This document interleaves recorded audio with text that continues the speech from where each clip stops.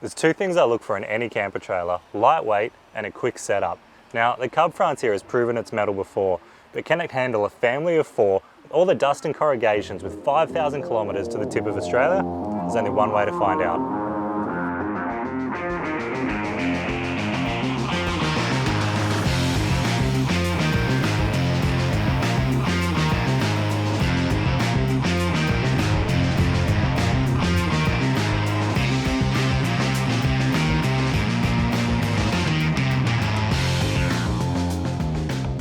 The secret to off-road success is the Alco 50mm ball coupling. It allows it to connect to your standard tow ball, meaning you don't need to muck around with different hitches just to get it on there.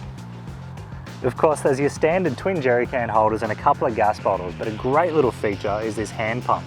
So you can clean up after a tough day on the tracks without having to open the camper. On the electronics front, there's plenty of name brand gear too, with projector items keeping the battery charged, not only from the Anderson plug on the back of your tow tug, but from a 240 volt power inlet as well.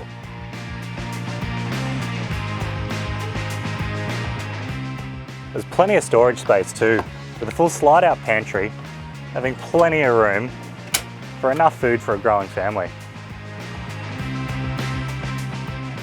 Now, this is Cub's first foray into the forward fold market, so they've really gone above and beyond with the design.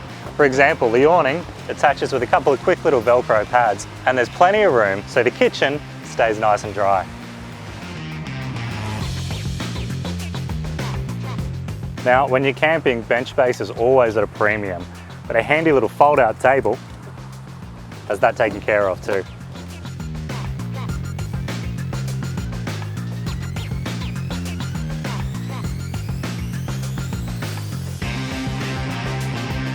Another great feature is the fully sealed, side-opening, lockable door.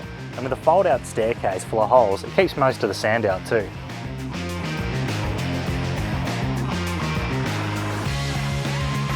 In bad weather or windy days, there's plenty of room inside too for activities, with the table converting into a second bed for the kids.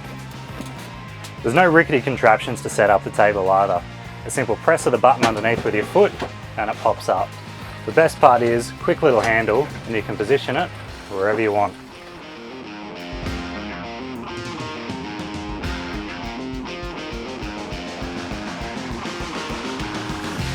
Cub's done plenty of outside the square thinking too, with lots of little handy storage compartments.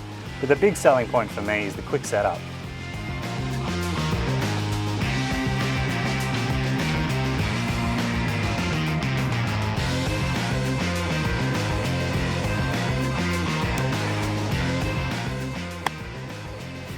Set up.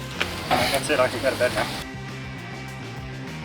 As far as things letting me down, I'm a pretty DIY kind of guy, so if I was to buy the Cub myself, there are a couple of little modifications I'd make, but nothing too drastic. A little bit of checker plate on the quarters, but that's mainly because I drive it places you probably shouldn't drive it.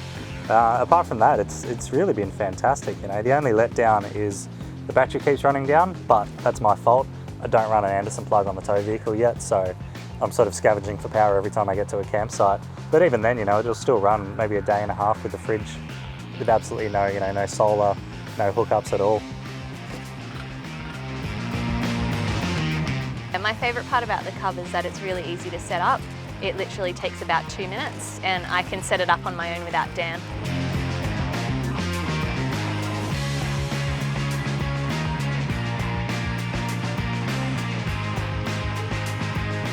It's really proved it's up to the task, you know. It's a little bit of dust ingress, a little bit of water ingress, but to be honest, less than the vehicle I was towing it. And you know, the car I'm towing it with cost twice the amount, so I think it's really done well, you know. I haven't put a single spanner to it the whole trip, and just no concerns, it just does the job.